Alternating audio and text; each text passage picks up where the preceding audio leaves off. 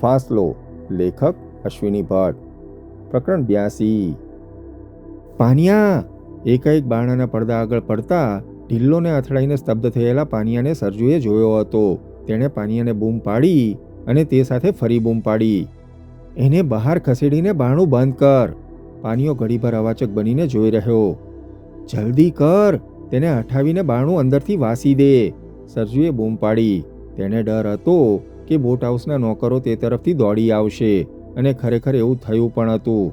પાનિયાએ ઢિલ્લોને અડસેલીને બારણું અંદરથી બંધ કર્યું. તે વખતે સરજુને ખબર ન હતી કે ઢિલ્લોને ગોળી વાગી નથી, પણ તેના ખભા અને કાન સાથે બારસાક ભયાનક રીતે અથડાઈ છે. ઢિલ્લો કળ ખાઈને પડ્યો હતો. બારણું વાસીને પાનિયો અંદર ધસી આવ્યો. રઘુનંદન ઘીસ ખાઈ ગયો હતો. આ છોકરીની નાજુક પર્સમાં પિસ્તોલ હશે તેવું તેણે કલ્પ્યું ન હતું.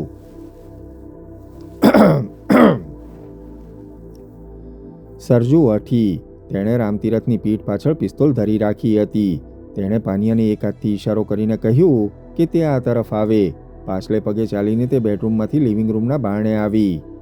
જલ્દી, તેણે પાનિયાને કહ્યું. પાનિયો બહાર નીકળ્યો. પાછલે પગલે તે પણ બારણાની બહાર નીકળી અને ઝડપથી બારણું બંધ કર્યું. પાનિયાનો હાથ પકડીને તે બોટ હાઉસના દિવાનખંડમાંથી બહાર આવી અને દોડી. રામતીરથ પહેલો એ આગળના બારણે દોડ્યો. બારણું બહારથી વસાયું હતું. જે તરફ ઢિલ્લો પડ્યો હતો એ પાછલું બારણું અંદરથી વસાયેલું હતું, એટલે એ ઉઘડી શકે તેમ હતું. રઘુનંદને દોડીને એ બારણું ખોલ્યું. ઢિલ્લો કણસતો હતો. રામતીરથ દોડીને તે બારણે આવ્યો. તેમને બંનેને એમ જ હતું કે ઢિલ્લોને ગોળી વાગી છે, પણ તેમ થયું ન હતું. પાનિયો બારણાની પાછળ ઊભો હતો. તે વિચારતો હતો કે તેની રાજકુમારીને પોલીસના પંજામાંથી કેમ છોડાવવી. ત્યાં જ એકાએક આકાશમાંથી વીજળી પડે તેમ ઢિલ્લો તેની સાથે ટકરાયો હતો.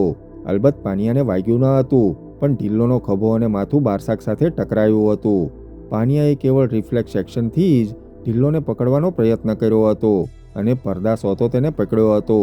પણ એ એટલી ઝડપે ધસ્યો હતો કે પાનિયો તેને ઝાલી શક્યો નહીં, અને પડદા સમેત ઢિલ્લો નીચે પડ્યો હતો. તે જ પળે સરજુએ પાનિયાને જોયો હતો. પાનિયાને જોઈને સરજુએ કેવળ આશ્ચર્યથી બૂમ પાડી હતી, અને ગણતરીની ક્ષણોમાં તે સ્વસ્થ થઈ હતી. રામતીરથ ઢિલ્લોને તપાસે તે પહેલાં ઢિલ્લોને કળ વળી હતી. તે બેઠો થયો હતો. કમબખ્ત હરામજાદી! ગાળ બોલીને રામતીરથ દોડ્યો હતો. આગળના બંને બારણા વાસીને સરજુ ભાગી હતી. પરિણામે રામતીરથ, રઘુનંદન અને ઢિલ્લોને પાછલે બારણેથી નીકળ્યા વગર છૂટકો ન હતો. મતલબ કે તેમને પેન્ટ્રીમાંથી ઓવારા તરફ જઈને, ઓવારાના પગથિયા પહેલાં ઉતરીને અને પછી બોટ હાઉસની બાઉન્ડ્રી વટાવીને ઓવારાના પગથિયા ફરી વખત ચડીને જ જવું પડે તેમ હતું. મિશ્ર સાહેબ, વેપન લઈને આવો! રામતીરથે બૂમ પાડી. વડભેર પોલીસ ઇન્સ્પેક્ટરનો વેશ પહેરીને દમામથી સાચુકલી રિવોલ્વર ખલેચીમાં નાખીને નીકળેલા રામતીરથને રંજ એટલો જ થતો હતો કે તે પોતાની રિવોલ્વર કાઢે તે પહેલાં સરજુ ભાગી હતી. રઘુનંદન દોડીને અંદર આવ્યો. તેણે પોતાની પોલીસ કોલ્ટ લીધી. બેગમાંથી એમ્યુનિશનની નાનકડી બોક્સ ઉઠાવી અને દોડ્યો. તે પહેલાં રામતીરથ ઓવારા પર ઉતર્યો હતો અને પગથિયા ચડીને જયસમંદના ઓવારા ઉપરના પટાંગણમાં આવ્યો હતો. ઓવારાના પટાંગણમાં તે કંઈક વિચારતો ઊભો રહ્યો. તેણે આજુબાજુ નજર નાખી અને અંદાજ કાઢ્યો. તેણે માથું ધૂણાવ્યું. બોટ હાઉસથી ટુરિસ્ટ હાઉસ ખાસ્સું દૂર હતું.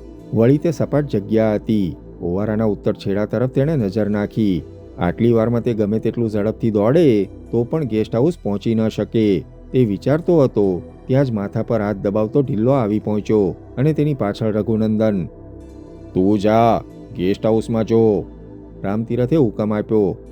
તમે અહીં જ ઊભા રહો મિશ્ર સાહેબ, હું બોટ હાઉસના કમ્પાઉન્ડમાં જોઈ આવું. કહીને તે ઊભો હતો ત્યાંથી ડાબી તરફ દોડ્યો. કમ્પાઉન્ડના પાછલા છેડે બોટ હાઉસના ગરાજની ભીંત આવતી હતી, એટલે તે તરફથી ક્યાંય જવાય તેમ ન હતું. તે પાછો આવ્યો. રઘુનંદન મિશ્ર સહેજ હેપતાયેલો હતો. તે રામતીરથની રાહ જોતો ત્યાં જ ઊભો હતો. સૂરજ ઢળતો હતો. તેની નજર સુરત તરફ ગઈ. સૂરજ રૂઠી રાણીના મહેલની ઉત્તર તરફ હતો.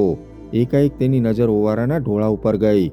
ઢોળાવની ડાબી બાજુએ રૂઠી રાણીના મહેલ પર જવાની પગથી શરૂ થતી. એ પગથી પર તેણે પાનિયાને અને સરજુને દોડતા જોયા. રામતીરથ! તેણે બૂમ પાડી. આંગળી અને હાથ લંબાવીને તેણે ઇશારો કર્યો. રામતીરથ દોડતો આવ્યો. તેણે પાનિયાને અને સરજુને જોયા. પાનિયો સરજુનો હાથ પકડીને દોડતો હતો. ઢળતા સૂરજના અજવાળે એ દ્રશ્ય અનુપમ લાગતું હતું, પણ ત્યારે દ્રશ્યોનું સૌંદર્ય જોવાનો સમય ન હતો. તમે ઢિલ્લોને લઈ આવો, રામતીરથે કહ્યું અને તેણે દોટ મૂકી. અરે પણ એ છોકરી ત્યાં શું કામ જાય છે? ત્યાં ભયાનક મતપુડા છે, રઘુનંદન બોલ્યો. પણ રામતીરથ ઊભો ન રહ્યો. ઢિલ્લો ગેસ્ટ હાઉસમાં તપાસ કરીને આવ્યો. ત્યાં સુધી રઘુનંદન મિશ્ર રૂઠી રાણીની પહાડ પર જતી પગથી અને એ પગથી પર ઝડપભેર જતી સરજુને જોઈ રહ્યો. કમબક છોકરી! ઢિલ્લો તપાસ કરીને આવ્યો હતો. જીગર ગેસ્ટ હાઉસમાં ન હતો. રઘુનંદને તેને વાત કરી કે સરજુ અને પેલો ખલાસી આ તરફ નાઠા છે. રૂઠી રાણીની પહાડી પર? ઢિલ્લોએ કંઈક આશ્ચર્યથી કહ્યું. અરે પણ ત્યાં તો... હા ઢિલ્લો, ત્યાં ભયાનક મતપુડા છે. પણ ત્યાં શું કામ? ઢિલ્લોએ ઉદ્ગાર કાઢ્યો અને પછી બંને દોડ્યા. ક્યાંય સુધી જીગર રાહ જોઈને ઊભો રહ્યો. પણ પેલા બાવા સાથે મધમાખીઓની વાત કરતો માણસ જલ્દી હઠે તેમ તેને લાગ્યું નહીં. તેનો અવાજ જીગરને પરિચિત લાગતો હતો. ક્યાંક એવો અવાજ તેણે સાંભળ્યો હોય તેવું તેને થતું હતું. પણ અંધારું સારું એવું થઈ ગયું હતું. તેનાથી વધુ રાહ જોવાય તેમ ન હતું. તેને સરજુની ચિંતા હતી. મહેલની ભીત સાથે ચંપાઈને તે પ્રવેશદ્વાર તરફ ઉત્તર બાજુએ ચાલ્યો. તેણે લૂંટનો માલ મહેલના ભંડકિયામાં સંતાડ્યો હતો. જૂના જમાનામાં એ કોઠાર હશે. એ ભોંયરાના જાળિયા પાસે આવ્યો. જાળિયાના વેન્ટિલેટર્સ ગુમ હતા. બારસાક પર માટીનો ઢેર લાગ્યો હતો. વેન્ટિલેશનને ખૂણે મતપુડો જામ્યો હતો. તે ઝૂક્યો. તેણે એક નાનકડી બારીમાંથી અંદર જોયું. ભોંયરાનું દ્રશ્ય તેવું ને તેવું જ રહ્યું હતું. સામે તેને ભોંયરામાંથી ઉપર જવાનો દાદર દેખાતો હતો. એ દાદર મહેલના ચોકની એક ખૂણે હતો. પણ પ્રવેશદ્વારમાં થઈને ચોકમાં જઈને દાદર ઉતરીને ભંડકિયામાં એ અવાવરું ભોંયરામાં તે જઈ શકે તેમ ન હતું. બાવો કે પેલો મધમાખીવાળો તેને જુએ તે પોસાય તેમ ન હતું. તેણે કંઈક ગણતરી કરી. ત્યાં જ તેણે પગલાઓનો અવાજ સાંભળ્યો અને પછી વાતચીત. જીગરે નિર્ણય લીધો. તે ધીરેથી બેઠો, સૂતો અને પહેલાં હોલડોલ અને પછી પોતાની જાતને પેટે ચાલીને ઘસડીને ભંડકિયાના જાળિયામાંથી અંદર ફેંકી. તે ઊંધે માથે થોડીક વાર લટકતો રહ્યો. ભંડકિયાના ફરસ પર હાથ ટેકવીને પગ મતપુડાને અડી ન જાય તેની કાળજી રાખીને તે અંદર ઘૂસ્યો. કાટમાળ, રોડા અને ગંદકીથી ગંધાતા એ ભંડકિયામાં ઊભા રહેવું પણ મુશ્કેલ હતું. પેલી વાતચીતના અવાજો નજીક આવ્યા. આપ બેઠીએ, મેં અંદર દેખ કે વાપસ આતા હું. કોઈનો અવાજ સંભળાયો. મધમાખીઓની વાત કરતા આદમીનો જે અવાજ હતો. આગે સંભાલના સાહેબ. બીજો અવાજ પેલા બાવાનો હતો. થોડી વારમાં એ પગલાં નજીક આવ્યા. ગીધની કિકિયારીઓથી હરીશ થડકી ગયો. તે પણ નાગરની જેમ થોડીવાર સંતાઈને ઊભો રહ્યો. તેણે ટેકરી પરના વિવિધ એંગલ પરથી કેટલું દેખી શકાય તેનો અંદાજ કાઢ્યો. થોડુંક નીચે ઉતરીને સહેજ ફંટાઈને તે ફરીથી દોડતો ઉપર ચડવા માંડ્યો. તેને ભયાનક હાંફ ચડતો હતો. વર્ષોથી તેણે આવો શ્રમ લીધો ન હતો. પરિણામે તેના ફેફસા ફાટતા હતા, પગ ભરાતા હતા, સ્નાયુઓ ખેંચાતા હતા. હરીશ રૂઠી રાણીના મહેલ પર પહોંચ્યો ત્યારે પાનીઓ અને સરજુ દોડતા ઉપર ચડવા માંડ્યા હતા. રામતીરથ અને તેની પાછળ ઢિલ્લો અને રઘુનંદન પણ તેમનામાં હતી એટલી શક્તિથી રૂઠી રાણીના મહેલ પર જતી એ પહાડી પગદંડી નજીક પહોંચ્યા હતા. સાંજ ઢળી ગઈ હતી. અંધારું છવાતું જતું હતું. અંધારું થતાં પહેલાં તે આવ્યો હોત, આવી શક્યો હોત તો વધારે સારું થાત. મહેલના એ તલઘરમાં તો બહાર કરતાંય વિશેષ અંધારું છવાયું હતું. સદીઓની દુર્ગંધ અહીં ભેગી થઈ હતી. આ જ મહેલમાં કંઈ કેટલાય બનાવો એવા પણ બન્યા હતા જેની દુર્ગંધ પણ ભૂસાઈ ગયેલા ઇતિહાસના પાનામાં હતી. સાંજ ઢળ્યા પછી રૂઠી રાણીના મહેલનો માહોલ બદલાતો. એક સમય હતો જ્યારે એ ઇમારત મીણબત્તી અને દીવાઓના પ્રકાશથી ઝળહળતી. અત્તર અને ઉપવનની મહેકથી આખું વાતાવરણ ખુશ્બુમય થઈ જતું. પણ માણસના શરીરની જેમ સમયે આ ઇમારતનો ચહેરો પલટી નાખ્યો હતો. દિવસે હજુ એ ઇમારતના ખંડેર ભવ્ય લાગતા, પણ રાત્રે તેનું સ્વરૂપ બદલાતું. દિવસ આખો મહેલની સીલિંગના ખૂણાઓ પર ઊંધા લટકી લટકીને થાકેલા ચામાચીડિયા સાંજ પડતા જ સ્ફૂર્તિમાં આવીને ઝનૂનથી આમ તેમ ઉડવા માંડતા. અવાવરું પાટડા અને મોગ, તૂટેલા ગોખલા અને સડી ગયેલા ટોડલાઓમાં ઘૂસી ગયેલી ચીબરીઓ એ મહેલમાં સંગીત રેલાવીને શરીર અને દિલ નીચોવીને ઢળતી ઉંમરે ખોખલી થઈ ગયેલી તવાયફોના પ્રેતની જેમ કિકિયારીઓ કરીને ઉડવા માંડતી.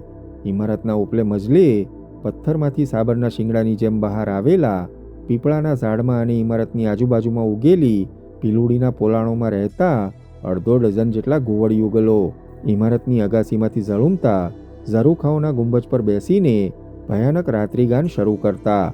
પતરાના ડબ્બા પર આડેધડ લોખંડની ખીલ્લી ઘસીએ અને જે અવાજ પેદા થાય તેઓ અવાજ કરતી કાળી કંસારીઓ અને કર્કશ સૂરમાં આસુરી સંગીત ગાતા તમરાઓથી એ ઇમારત જાગી ઉઠતી. એક જમાનો હતો જ્યારે એ ઇમારતમાં સંગીતની મહેફિલો થતી. જિંદગીભર અય્યાશીમાં દિવસો વિતાવનાર મેવાડી રાણાઓ તેમની માનીતી સ્ત્રીઓની સાથે આ મહેલમાં પ્રણય લીલા આચરતા.